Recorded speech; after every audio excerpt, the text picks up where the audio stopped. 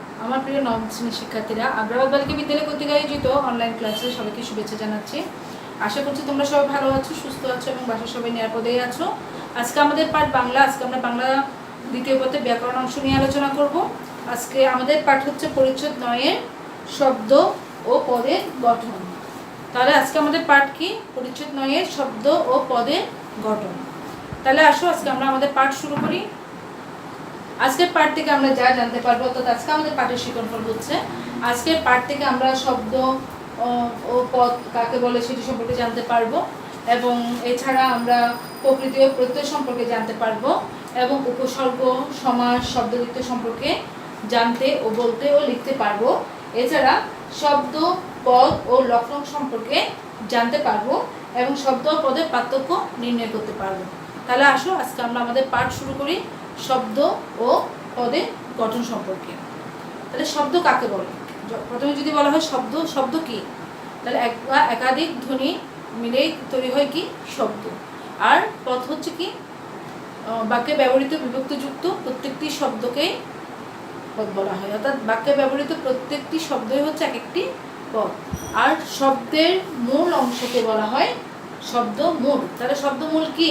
শব্দমূল হচ্ছে কি? শব্দের মূল অংশকে বলা হয় শব্দমূল। অর্থাৎ একটা শব্দের মূল যে অংশটা, যেমন আমি যদি বলি যে মধুর, তাহলে মধুর শব্দের মধ্যে শব্দের মূল অংশ কি? মধুর। তাহলে মধু, মধু যোগ র সমান হচ্ছে কি? মধুর। তাহলে এখানে শব্দমূল হচ্ছে কি? মধু। তাহলে এই শব্দমূলের আরেকটা নাম হচ্ছে কি? প্রকৃতি। শব্দমূলের আরেকটা নাম কি? প্রকৃতি। তাহলে প্রকৃতি কাকে বলে? এখন আমরা জানবো কি প্রকৃতি সম্পর্কে। তাহলে প্রকৃতি কাকে বলে? যে শব্দকে বা শব্দের যে অংশকে অন্য কোনো অংশে ভাগ করা যায় না তাকে বলা হয় প্রকৃতি। অর্থাৎ যে শব্দের অংশকে কোনো অংশ দ্বারা ভাগ করা যাবে না, যেমন আমি তোমাকে বললাম যে মুখর, মুখর, তাহলে মুখ যোগ রং হচ্ছে মুখর। তাহলে মুখটাকে আর কোনো কিছু দিয়ে ভাগ করা যাবে না। কিংবা যদি বলি চলন্ত, তাহলে চলন্ত কি? চল যোগ অন্ত সমান চলন্ত। তাহলে চল এই শব্দটিকে আর কোনো কিছু দ্বারাই ভাগ করা যাবে না, অর্থাৎ চল শব্দকে আর কোনো কিছু দ্বারা ভাগ করা যাবে না, অর্থাৎ শব্দের যে অংশকে আর কোনো অংশে ভাগ করা যায় না তাকে বলা হয় প্রকৃতি। তাহলে প্রকৃতি দুই প্রকার, একটা হচ্ছে নাম প্রকৃতি আর একটা হচ্ছে ক্রিয়া প্রকৃতি। কি নাম পাচ্ছি আমরা? প্রকৃতিকে দুই ভাগে ভাগ করা যায়, একটা হচ্ছে নাম প্রকৃতি আর একটা হচ্ছে ক্রিয়া প্রকৃতি। ক্রিয়া প্রকৃতির আরেকটা নাম হচ্ছে কি? ধাতু। যেমন নাম প্রকৃতি, নাম প্রকৃতি বলতে শব্দগুলোকে বোঝায় সাধারণত শব্দ। তাহলে শব্দ কি কি আছে দেখো, যেমন মা, তারপর আছে কি? গাছ, তারপর আছে শির, তারপর আছে লতা। যেমন মা দিয়ে তুমি শব্দ তৈরি করতে পারবো মায়ের, তাহলে মা যোগ এর মায়ের, তাহলে শব্দ তৈরি হয়ে গেছে। তাহলে নাম প্রকৃতি হচ্ছে কি? শব্দ। তাহলে শব্দ যেমন এখানে দেখা যাচ্ছে শব্দের মূলগুলো দেখো মা, গাছ, গাছ দিয়ে তুমি যে কোনো একটা শব্দ তৈরি করতে পারো, গাছের সাথে আরেকটা শব্দ গেছো তৈরি করতে পারবা, বা লতা, লতার সাথে আরেকটা তৈরি করতে পারবে লতানো। এভাবে করে কিন্তু এই যে মা, গাছ, শির, লতা এগুলো হচ্ছে কি? নাম প্রকৃতি। এখন আসো ক্রিয়া প্রকৃতি। ক্রিয়া প্রকৃতি বা ধাতু। তাহলে কি আছে দেখো, কর। এই যে আমি বলছি কর, তাহলে কর আছে, যা আছে, চল আছে, ঝ্রি আছে, এগুলো হচ্ছে কি? ধাতু। তো কর দিয়ে বলো, যেমন করছি, কর যোগছি, করবে, কর যোগবে, করবে, করলাম, কর যোগলাম। তাহলে কর দিয়ে আমরা অনেকগুলো শব্দ তৈরি করতে পারি। তাহলে করটা হচ্ছে কি এখানে? ক্রিয়া প্রকৃতি বা ধাতু। বা যা দিয়ে বলতে পারি যাচ্ছি, যাব, যাচ্ছি, যাচ্ছিলাম, সেরকম। চল দিয়ে চলন্ত বলতে পারো, চলছি বলতে পারো, এরকমই। তাহলে কর, যা, চল, ঝি এগুলো হচ্ছে কি? ক্রিয়া প্রকৃতি বা ধাতু। তাহলে এখানে আমরা বুঝে গেছি যে প্রকৃতি কাকে বলে এবং প্রকৃতির কয়টি অংশ? দুটো। প্রকৃতিকে দুই ভাগে ভাগ করেছে, একটা হচ্ছে নাম প্রকৃতি, একটা হচ্ছে ক্রিয়া প্রকৃতি। এরপরে আসো নাম প্রকৃতি এবং ধাতুর সাথে যেসব শব্দাংশ যুক্ত হয়ে নতুন শব্দ গঠন করে সেগুলোকে বলা হচ্ছে, সেগুলো হচ্ছে উপসর্গ ও প্রত্যয়। এখন আমরা জানবো কি? উপসর্গ ও প্রত্যয় সম্পর্কে জানতে পারবো। তাহলে উপসর্গ কি? অর্থাৎ নাম প্রকৃতি বা ধাতুর যে অংশগুলো, ধাতুর সঙ্গে যে শব্দাংশগুলো যুক্ত হয় সেগুলোই হচ্ছে কি? উপসর্গ আর প্রত্যয়। তাহলে উপসর্গ কাকে বলে? উপসর্গ কি? তাহলে উপসর্গ হচ্ছে কতগুলো অব্যয়জাত শব্দ যেগুলো ধাতু বা শব্দের পূর্বে বসে নতুন নতুন শব্দ তৈরি করে, তাকে বলা হয় উপসর্গ। উপসর্গ কাকে বলে? অর্থাৎ যে সকল অব্যয়জাত শব্দাংশ ধাতু বা শব্দের পূর্বে বসে নতুন নতুন শব্দ তৈরি করে তাকে বলা হয় উপসর্গ। তাহলে উপসর্গগুলো আবার উপসর্গকে 3 ভাগে ভাগ করা যায়, যেমন তৎসম উপসর্গ, খাঁটি বাংলা উপসর্গ, আর একটা হচ্ছে বিদেশি উপসর্গ। এই যে তৎসম উপসর্গ বলছে, তাহলে তৎসম উপসর্গগুলো কি? যে সকল তৎসম মানে তো জানো যে সংস্কৃত শব্দ, যে সকল তৎসম বা সংস্কৃত উপসর্গ বাংলা ভাষায় এসেছে সেগুলোকে বলা হচ্ছে তৎসম উপসর্গ। আর খাঁটি বাংলা হচ্ছে যেসব উপসর্গ অর্থাৎ প্রাচীনকাল থেকে আমাদের ভাষায় ব্যবহৃত হয়ে আসছে সেগুলো হচ্ছে খাঁটি বাংলা উপসর্গ।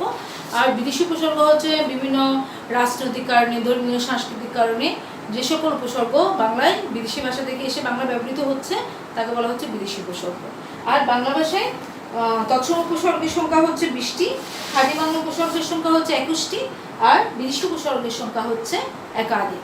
যেমন তৎসম আমি বলতে পারি, যদি আমি তোমাদেরকে বলি যে আমরা যে বলি প্রণাম করা, তাহলে প্রণাম প্র যোগ নাম সমান হচ্ছে কি প্রণাম। তাহলে এখানে প্রটা হচ্ছে কি তৎসম উপসর্গ। তাহলে প্রটা হচ্ছে কি তৎসম উপসর্গ। খাঁটি বাংলাতে হতে পারে যেমন আমি যদি বলি অকাজ, তাহলে অকাজের মধ্যে অ যোগ কাজ সমান অকাজ। আর হতে পারে যেমন আমরা বলি অনাসৃষ্টি, তাহলে অনাযোগ সৃষ্টি সমান হচ্ছে কি অনাসৃষ্টি। তাহলে এটা হচ্ছে খাঁটি বাংলা। আর বিদেশি উপসর্গ কোনগুলো? যে আমরা সাধারণত বলি যে বরখাস্ত, তাকে বরখাস্ত করা গেল, তাহলে বর যোগ খাস্ত সমান বরখাস্ত। তাহলে এই যে বর যুক্ত হয়েছে সেটা হচ্ছে বিদেশি উপসর্গ। বা যদি বলা হয় বেতার, তাহলে বেতার কিভাবে হয়? বে যোগ তার, তাহলে তারের আগে যুক্ত হয়েছে কি বে, তাহলে বে উপসর্গটা যুক্ত হয়েছে, সেটাই হচ্ছে এখানে বিদেশি উপসর্গ। কিংবা আমরা যদি বলতে পারি গড়মিল, তাহলে মিলের অন্য অর্থ বোঝাচ্ছে কি মিল, মিলের অপোজিট অর্থ অর্থাৎ বিপরীত অর্থ বোঝাচ্ছে কি গড়মিল। তাহলে অমিল বা গড়মিল, তাহলে গড় যোগ মিল, গড়ের সাথেই মিলের আগে গড় উপসর্গ যুক্ত হয়ে গেছে কি গড়মিল। তাহলে এটা হচ্ছে কি শব্দ কি উপসর্গ? বিদেশি উপসর্গ। তাহলে এখানে আমরা উপসর্গ বুঝে গেছি। উপসর্গ কি? যে সকল অব্যয়জাত শব্দাংশ ধাতু বা শব্দের পূর্বে বসে নতুন নতুন শব্দ তৈরি করে তাকে বলা হয় উপসর্গ। আর উপসর্গের কাজগুলো কি? বাংলা ভাষায় কেন অর্থাৎ বাংলা ব্যাকরণে কেন উপসর্গ আমরা পড়ি, অর্থাৎ উপসর্গ কেন ব্যবহার করা হয়? তাহলে উপসর্গ কি করে? নতুন নতুন শব্দ তৈরি করে, শব্দের অর্থের পরিপূর্ণতা সাধন করে। যেমন আমি যদি বলি হাড়ের আগে যদি বলি আমি আহার, আ যোগ হার সমান হয়েছে কি আহার। বিহার মানে কি বি যোগ হার বিহার। পরিহার পরি যোগ হার পরিহার। তাহলে এখানে যে বলছে আ বললে হচ্ছে কি আ যুক্ত যখন হচ্ছে আহার হচ্ছে কি খাওয়া। বি যখন হারের আগে যুক্ত হয় তাহলে বিহার মানে হচ্ছে কি বেড়ানো। পরিহার মানে কি পরিযোগ হার অর্থাৎ পরিত্যাগ করা। তাহলে এখানে দেখো নতুন নতুন একটা অর্থ তৈরি হচ্ছে। তারপর শব্দের অর্থের সম্প্রসারণ ঘটায়, শব্দের অর্থের প্রসারণ ঘটায়, সংকোচন ঘটায়, প্রসারণ ঘটায়, এগুলো হচ্ছে উপসর্গের কাজ। তারপরে আসবো আমরা প্রত্যয় নিয়ে। প্রত্যয় কাকে বলে? তাহলে প্রত্যয় যদি কাকে বলে বলা হয় তাহলে প্রত্যয় সম্পর্কে আমরা বলবো যে যে সকল শব্দাংশ শব্দের পূর্বে বা ধাতুর পরে যুক্ত হয়ে নতুন নতুন নতুন অর্থ তৈরি করবে তাকে বলা হচ্ছে প্রত্যয়। এখানে তোমাদের বইয়ে যেটা আছে যে উপসর্গ এবং প্রত্যয় হচ্ছে শব্দ গঠনের একটা প্রক্রিয়া, এবং এই প্রক্রিয়ার মধ্যে ধারাবাহিকভাবে আরও অনেক কিছু আছে, এখানে সংক্ষিপ্তভাবে বলা হয়েছে। তাহলে প্রত্যয় আমরা কি বুঝবো? প্রত্যয় এখানে কাকে বলা হচ্ছে? প্রত্যয় হচ্ছে কি, ওই যে প্রত্যয় আছে, প্রত্যয় হচ্ছে ধাতু বা শব্দের অর্থাৎ নাম প্রকৃতি বা ক্রিয়া প্রকৃতির পরে বসে যেগুলো নতুন নতুন শব্দ তৈরিতে সহায়তা করে সেটাই হচ্ছে প্রত্যয়। আবার প্রত্যেকে দুই ভাগে ভাগ করা যায়, একটা হচ্ছে কৃত প্রত্যয় আর একটা হচ্ছে তদ্ধিত প্রত্যয়। তাহলে কৃত প্রত্যয় হচ্ছে কি, অর্থাৎ ক্রিয়া প্রকৃতির পরে যে প্রত্যয়গুলো যুক্ত হবে সেটা হচ্ছে কৃত প্রত্যয়। আর তদ্ধিত প্রত্যয় হচ্ছে শব্দের পরে অর্থাৎ নাম প্রকৃতির পরে যে প্রত্যয়গুলো যুক্ত হবে তাকে বলা হচ্ছে তদ্ধিত প্রত্যয়। যেমন আমি যদি তোমাকে বলি যে হাতল, তাহলে হাতল শব্দটাকে বিশ্লেষণ করলে আমরা কি পারবো? হাত যোগ ল হাতল। কিংবা যদি বলি মুখর, তাহলে মুখর শব্দটাকে বিশ্লেষণ করলে আমরা কী পাবো? মুখ যোগ র। এই যে মুখের সাথে আমি র যুক্ত করেছি, হাতলের সাথে যে ল যুক্ত করেছি, সেটাই হচ্ছে তদ্ধিত প্রত্যয়। অর্থাৎ শব্দের সাথে যেটা যুক্ত হবে সেটা হচ্ছে তদ্ধিত প্রত্যয়। আর কৃত প্রত্যয় কি? অর্থাৎ ক্রিয়া প্রকৃতির পরে যে প্রত্যয়গুলো যুক্ত হবে সেটা হচ্ছে কৃত প্রত্যয়। অর্থাৎ যেমন আছে চল যোগ অন্ত সমান কি হয়ে গেছে? চলন্ত। ডুব যোগ অন্ত ডুবন্ত।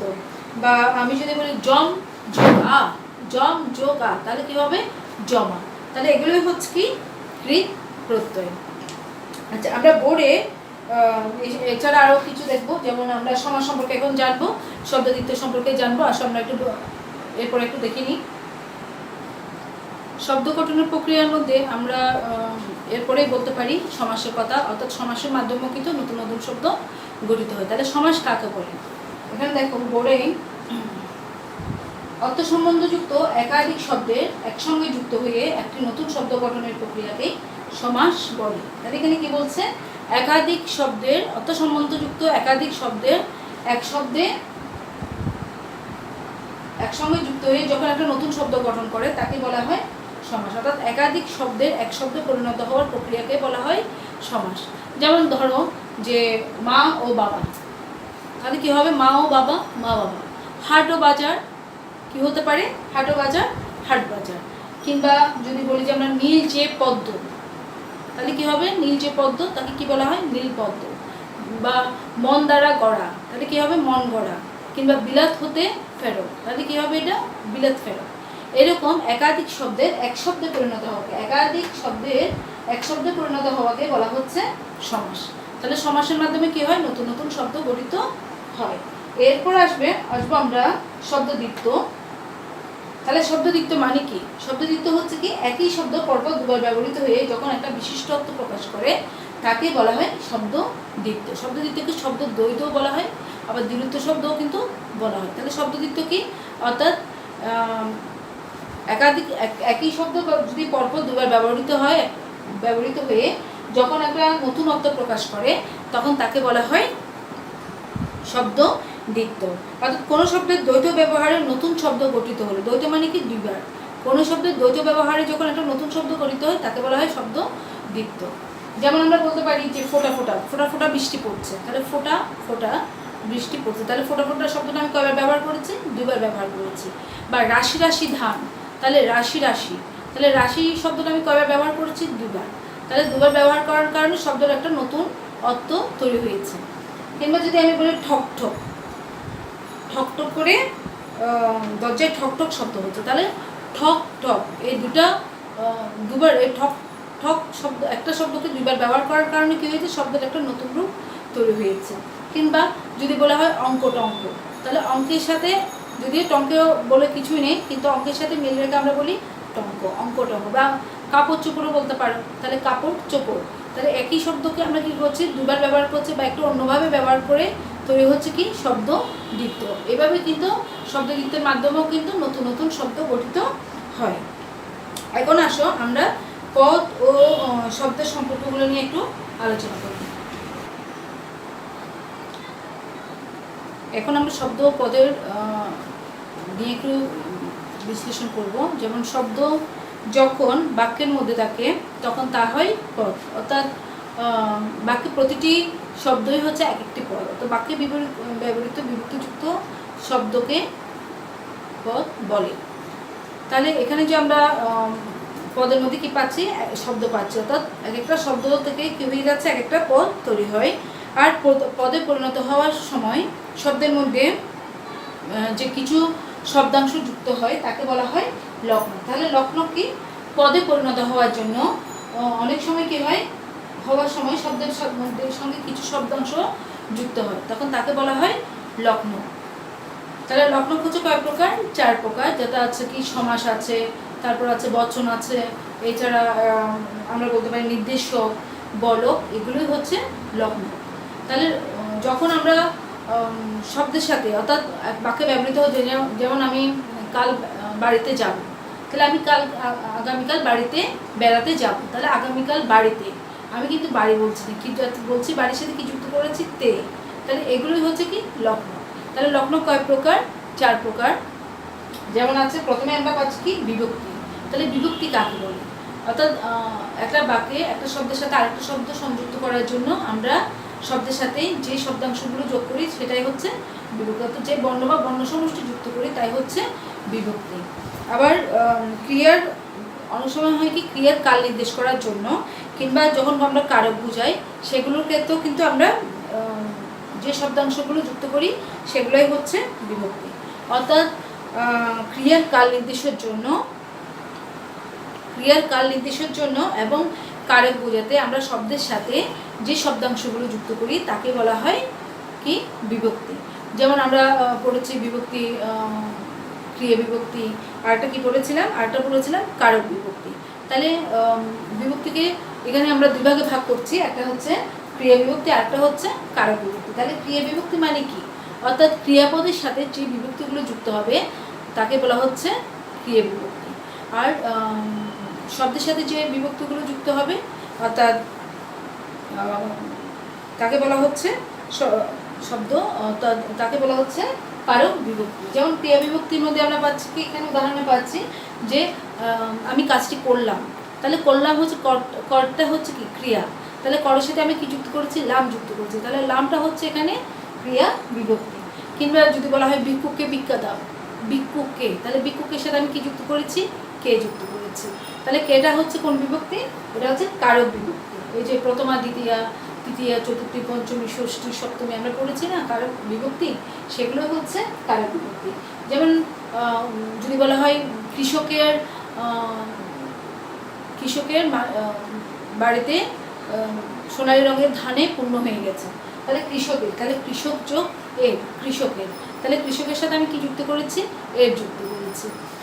কিংবা যদি বলা হয় বুলবুলিতে ধান খেয়েছে, তাহলে বুলবুলির সাথে আমি কি যুক্ত করেছি, তে যুক্ত করেছি। সেটাই হচ্ছে এখানে কারক বিভক্তি। অর্থাৎ বাক্যে একটা শব্দের সাথে আরেকটা শব্দের মধ্যে, অর্থাৎ বাক্য পরিণত হওয়ার সময় শব্দের সাথে আমরা যে শব্দাংশগুলো যুক্ত করি এগুলোকে বলা হচ্ছে লক্ষ্ণক। আর লক্ষ্ণকের চারটি ভাগের মধ্যে আরেকটা ভাগ হচ্ছে বিভক্তি। আর বিভক্তিকে বিভাগে ভাগ করা হচ্ছে, একটা হচ্ছে ক্রিয়া বিভক্তি, আরেকটা হচ্ছে কারক বিভক্তি। আর ক্রিয়া বিভক্তি হচ্ছে কি, অর্থাৎ ক্রিয়াপদের সাথে যে বিভক্তিগুলো যুক্ত হবে সেটা হচ্ছে ক্রিয়া বিভক্তি, আর শব্দের সাথে সাধারণত যে বিভক্তিগুলো যুক্ত হয় সেটা হচ্ছে কারক বিভক্তি। তাহলে আসো এরপরে আমরা নির্দেশক, বচন এবং বলক নিয়ে আলোচনা করি। আমার প্রিয় শিক্ষার্থীরা, আমরা এখন লক্ষ্ণকের বাকি অংশগুলো নিয়ে আলোচনা করব। অর্থাৎ লক্ষ্ণককে যে চার ভাগে ভাগ করা যায় সেগুলো হচ্ছে কি, বিভক্তি, নির্দেশক, বচন এবং বলক। তার মধ্যে আমরা বিভক্তি নিয়ে আলোচনা করেছি, এখন আমরা নির্দেশক নিয়ে আলোচনা করব। তাহলে নির্দেশক কি? নির্দেশক হচ্ছে যেসব শব্দাংশ পদের সাথে যুক্ত হয়ে পদকে নির্দিষ্ট করে তাকে বলা হয় নির্দেশক। অর্থাৎ আমরা আর্টিকেলে কি ব্যবহার করি, আমরা আর্টিকেলে যে ডেফিনেট আর্টিকেলে যে দুই ব্যবহার করি সেটাই মূলত হচ্ছে এই নির্দেশক। নির্দেশকগুলো হচ্ছে কি, বাংলায় যে নির্দেশকগুলো ব্যবহৃত হয় সেগুলো হচ্ছে কি, দেখো, টা, টি, খানা, খানি ইত্যাদি। যেমন আমি যদি বলি লোকটি, তারপর গামছাখানা বা ছেলেটি, এরকম যখন বলবো তখন সেটা হবে কোনো, অর্থাৎ কাউকে নির্দিষ্ট করার জন্য আমরা যে শব্দাংশগুলো ব্যবহার করি শব্দের সাথে সেগুলোই হচ্ছে নির্দেশক। অর্থাৎ যেসব শব্দাংশ পদের সাথে যুক্ত হয়ে পদকে সুনির্দিষ্ট করে তাকে বলা হচ্ছে নির্দেশক। তারপর এখন আসো বচন। বচন কি? অর্থাৎ বচন আমরা জানি যেসব শব্দাংশ পদের সাথে যুক্ত হয়ে পদের সংখ্যা বোঝায়। অর্থাৎ এক বচন, বহু বচন, এক বচন হচ্ছে কি একটি, আর বহু বচন হচ্ছে একে অধিক। আর তাহলে কি বলবো আমরা, যেসব শব্দাংশ পদের সাথে যুক্ত হয়ে পদের সংখ্যা বোঝায় তাকে বলা হচ্ছে বচন। যেমন রা, এরা, গুলো, গুলি, বৃন্দ, তারপর গণ, রাশি, রাজি ইত্যাদি দ্বারা বচন বোঝানো হয়। যেমন ছেলে যদি এক বচনে বলি তাহলে আমরা কি বলি, ছেলেরা, তাই না, ছেলেরা ফুটবল খেলছে, তাহলে ছেলেরা। বা ছাত্রবৃন্দ, শিক্ষক মণ্ডলী, তারপর কি বলি, পাখি সব, তাই তো বলি। তারপর পর্বত, পুষ্প রাশি, পুষ্প রাজি, বালি রাশি বা পর্বতমালা। এই যে আমরা বলছি পর্বতের সাথে যে মালা যুক্ত করেছি, ছেলের সাথে যেগুলো যুক্ত করেছি সেগুলোই হচ্ছে কি বচন। তাহলে বচন দ্বারা কি বুঝাবে, সংখ্যা, পদের সংখ্যা বুঝায়, সেটাই হচ্ছে বচন। অর্থাৎ আর এরপরে পাচ্ছি আমরা বলক। বলক হচ্ছে কি যেসব শব্দাংশ পদের সাথে যুক্ত হলে বক্তব্যকে জোরালো করে তাকে বলা হচ্ছে বলক। অর্থাৎ যে শব্দাংশগুলো পদের সাথে যুক্ত হবে এবং পদকে কী করবে, বক্তব্যকে জোরালো করবে। যেমন আমি যদি বলি যে এই মেয়েরা এখনই এখানে আসো, এখনই, তাহলে এখনই সাথে আমি কি যুক্ত করেছি, ই যুক্ত করেছি, তাহলে এটা হচ্ছে কি বলক। তারপর এখনও স্কুলে আসো নাই, এখনও বই নিয়ে বসো নাই, এখনও, তাহলে এখনের সাথে আমি কি যুক্ত করেছি, ও যুক্ত করেছি। তাহলে এই ই যুক্ত করেছি, ও যুক্ত করেছি, যে শব্দের সাথে যে শব্দ অংশগুলো সেটাই হচ্ছে বলক। অর্থাৎ বলক দ্বারা কি বুঝাবে, বলক দ্বারা শব্দকে কি বুঝাবে, জোরালো বুঝাবে, শব্দের অর্থকে জোরালো বুঝাবে। তাহলে আমরা এখানে কি পাচ্ছি, লক্ষ্ণক বলতে কি বুঝাচ্ছি, লক্ষ্ণক মানে কি পাচ্ছি আমরা, পদ পরিণত হওয়ার জন্য শব্দের সাথে যে শব্দাংশগুলো যুক্ত হবে তাকে বলা হচ্ছে লক্ষ্ণক। আর লক্ষ্ণক কয় প্রকার, 4 প্রকার। একটা হচ্ছে বিভক্তি, একটা হচ্ছে নির্দেশক, একটা হচ্ছে বচন, আর একটা হচ্ছে বলক। তাহলে আমরা এখন লক্ষ্ণক সম্পর্ক জেনে গিয়েছি। এখন আমরা লক্ষ্ণকের যে পরবর্তীতে আছে, যে পরবর্তী অংশগুলো আছে, অর্থাৎ লক্ষ্ণকের যে দুটো ভাগ আছে সেগুলো নিয়ে আমরা এখন আলোচনা করব। আমার প্রিয় শিক্ষার্থীরা, লক্ষ্ণককে যে দুভাগে ভাগ করা যায় সেটা নিয়ে এখন আমরা আলোচনা করব। লক্ষ্ণককে দুভাগে ভাগ করা যায়, একটা হচ্ছে সলক্ষ্ণক আর একটা হচ্ছে অলক্ষ্ণক। তাহলে লক্ষ্ণক মানে হচ্ছে অর্থাৎ পদে পরিণত হওয়ার জন্য শব্দের সাথে যে শব্দাংশগুলো যুক্ত করা হয় তাকে বলা হচ্ছে লক্ষ্ণক। তাহলে সলক্ষ্ণক কি, অর্থাৎ বাক্যে যেসব পদের লক্ষ্ণক থাকে তাকে বলা হচ্ছে সলক্ষ্ণক। অর্থাৎ বাক্যে যেসব পদের মধ্যে কি থাকবে, শব্দাংশ থাকবে। যেমন আমরা একটা উদাহরণ দেখি এখানে, যে ছেলেরা ফুটবল খেলে, তাহলে ছেলের সাথে এখানে কি যুক্ত হয়েছে, ছেলে, ছেলের সাথে যুক্ত হয়েছে কি, রা। তাহলে ফুটবল, ফুটবলের সাথে কোনো কিছুই যুক্ত হয়নি। খেলের সাথে কি যুক্ত হয়েছে, খেলে, তাহলে এ যুক্ত হয়েছে। তাহলে এখানে কি যুক্ত হয়েছে, যে শব্দাংশগুলো যুক্ত হয়েছে তাকে বলা হচ্ছে সলক্ষ্ণক। আর অলক্ষ্ণক হচ্ছে কি, বাক্যের যেসব পদে কোনো লক্ষ্ণক থাকে না সেগুলোকে বলা হচ্ছে অলক্ষ্ণক। যেমন মেয়েরা বই পড়ছে, তাহলে মেয়েদের সাথে তো আছে, মেয়েদের সাথে কি আছে, রা আছে, পড়ছের সাথে কি আছে, ছে আছে, কিন্তু বইয়ের সাথে কোনো শব্দাংশ যুক্ত হয়নি, তাহলে সেটাই হচ্ছে অলক্ষ্ণক। তাহলে আমরা এখানে বুঝতে পেরেছি সলক্ষ্ণক মানে যেই পদে লক্ষ্ণক থাকবে অর্থাৎ শব্দাংশ থাকবে তাকে বলা হচ্ছে সলক্ষ্ণক। আর যেসব পদে কোনো লক্ষ্ণক থাকে না অর্থাৎ কোনো শব্দাংশ যুক্ত হয় না তাকে বলা হচ্ছে অলক্ষ্ণক। তাহলে এখানে আমরা বুঝতে পেরেছি সলক্ষ্ণক আর অলক্ষ্ণক কি। এখন আমরা পদ ও শব্দের পার্থক্যগুলো নিয়ে একটু আলোচনা করব। আমার প্রিয় শিক্ষার্থীরা, তোমরা নিশ্চয়ই এতক্ষণে খাতায় ব্যাকরণের অংশগুলো লিখে নিয়েছো, অর্থাৎ গুরুত্বপূর্ণ বিষয়গুলো নিশ্চয়ই লিখে নিয়েছো। এখন আমরা শব্দ ও পদের পার্থক্যগুলো নিয়ে একটু আলোচনা করব। দেখো, শব্দ হচ্ছে কি, শব্দ হচ্ছে প্রতিটি জনগোষ্ঠীর যে নিজস্ব একটা শব্দ ভাণ্ডার আছে, অভিধানে এই শব্দগুলো সেখানে সংকলিত হয়। অর্থাৎ প্রতিটি জনগোষ্ঠী যেসব ভাষায়, তাদের ভাষায় যেসব শব্দগুলো ব্যবহার করে সেই শব্দগুলোই অর্থাৎ প্রমিত শব্দগুলো সে অভিধানে সংকলিত হয়। আর কথা হচ্ছে কি, শব্দ যখন বাক্যে স্থান পায়, শব্দ যখন বাক্যে স্থান পাবে তখন সেটাই হয়ে যায় কি, পদ। তারপর 2 নম্বরে দেখো, অভিধানের শব্দগুলো কি থাকবে, অভিধানের শব্দগুলো কীরকম থাকে, বিচ্ছিন্ন থাকে এবং পরস্পর সম্পর্কহীন। কিন্তু বাক্যের মধ্যে পদগুলো কেমন থাকবে, পরস্পরের সাথে সম্পর্ক যুক্ত থাকবে। যখন বাক্যে থাকবে তখন কি হবে, পদগুলো হবে একটার সাথে একটা সম্পর্ক যুক্ত। 3 নম্বরে দেখো, শব্দের অংশ হচ্ছে উপসর্গ আর প্রত্যয়, অর্থাৎ উপসর্গযোগে শব্দ গঠিত হয় আর প্রত্যয়যোগে শব্দ গঠিত হয়। আর পদের অংশগুলো হচ্ছে কি, বিভক্তি, নির্দেশক, বচন আর বলক। তাহলে পদের অংশগুলো কি কি, আমরা যে কিছুক্ষণ আগে পড়েছিলাম, পদের অংশ হচ্ছে কি, বিভক্তি, নির্দেশক, বচন আর বলক। এছাড়া 4 নম্বরে আমরা পাচ্ছি গঠনগতভাবে শব্দ 2 প্রকার। গঠনগতভাবে শব্দ হচ্ছে 2 প্রকার, একটা হচ্ছে মৌলিক শব্দ আর একটা হচ্ছে সাধিত শব্দ। মৌলিক শব্দ মানে হচ্ছে মূল শব্দ, অর্থাৎ যে শব্দকে অন্য কোনো ভাগে দিয়ে অন্য কোনো অংশে ভাগ করা যাবে না তাকে বলা হচ্ছে মূল শব্দ বা মৌলিক শব্দ। আর সাধিত শব্দ হচ্ছে কি, মৌলিক শব্দের সাথে যেসব শব্দাংশ যুক্ত করে যে নতুন নতুন শব্দগুলো গঠিত হয় তাই হচ্ছে সাধিত শব্দ। আর গঠনগতভাবে পদ হচ্ছে 2 প্রকার, একটা হচ্ছে অলক্ষ্ণক পদ আর একটা হচ্ছে সলক্ষ্ণক পদ। এছাড়া শব্দ হচ্ছে শুধু রূপতত্ত্বের আলোচ্য বিষয় হচ্ছে কি শব্দ, আর পদ হচ্ছে একই সঙ্গে রূপতত্ত্ব এবং বাক্যতত্ত্বেরও আলোচ্য বিষয়। অর্থাৎ রূপতত্ত্বে কী কী বিষয় শব্দের দিয়ে যা যা হয়, উপসর্গ, প্রত্যয়, কারক, এগুলো হচ্ছে সমাস, এগুলো হচ্ছে অর্থাৎ রূপতত্ত্বের আলোচ্য বিষয়। আর পদ হচ্ছে এর সাথে কী করবে, পদের যে শব্দগুলো আছে সেগুলো পদগুলো হচ্ছে একসাথে রূপতত্ত্বেরও আলোচ্য বিষয়, আবার বাক্যতত্ত্বেরও আলোচ্য বিষয়। তাহলে এখন আমরা আমাদের শব্দ পদের যে গঠন সেই চ্যাপ্টারটা শেষ করেছি। এখন আসো আমরা একটু মূল্যায়নে চলে যাই। আমার প্রিয় শিক্ষার্থীরা, আমরা এখন মূল্যায়নে চলে এসেছি। আমি আশা করছি তোমরা অবশ্যই পারবে। যেমন এখানে দিয়েছি কি, মূল্যায়নে ক্রিয়া প্রকৃতির অপর নাম কি। তাহলে ক্রিয়া প্রকৃতির অপর নাম হচ্ছে কি, ক্রিয়া প্রকৃতির অপর নাম হচ্ছে ধাতু। ধাতুগুলো কি কি বলেছিলাম, কর, যা, লা, ধৃ ইত্যাদি হচ্ছে জল ইত্যাদি হচ্ছে ধাতু। উপসর্গ কাকে বলে, তাহলে উপসর্গ হচ্ছে যে সকল শব্দাংশ ধাতু বা শব্দের পূর্বে বসবে, নতুন নতুন শব্দ তৈরি করে, তাকে বলা হচ্ছে উপসর্গ। তাহলে উপসর্গ কিসের আগে বসে, শব্দের আগে বসে। যেমন আমি তোমাদেরকে উদাহরণ দিয়েছিলাম, কি বলতো কি উদাহরণ দিয়েছিলাম, যেমন আমি বলেছিলাম আহার, আহারের মধ্যে কি যুক্ত হয়েছে, আ যুক্ত হয়েছে। হার, হারের সাথে কি যুক্ত হয়েছে, আ। যদি বলি পরিহার, পরিহারে কি যুক্ত হয়েছে, পরি যোগ হার, তাহলে হারের আগে কি যুক্ত হয়েছে, পরি, উপসর্গ যুক্ত হয়েছে। তাহলে উপসর্গ কার আগে বসে, উপসর্গ বসে শব্দের আগে বসে, নতুন নতুন শব্দ তৈরি করে, ধাতু বা শব্দের আগে বসে।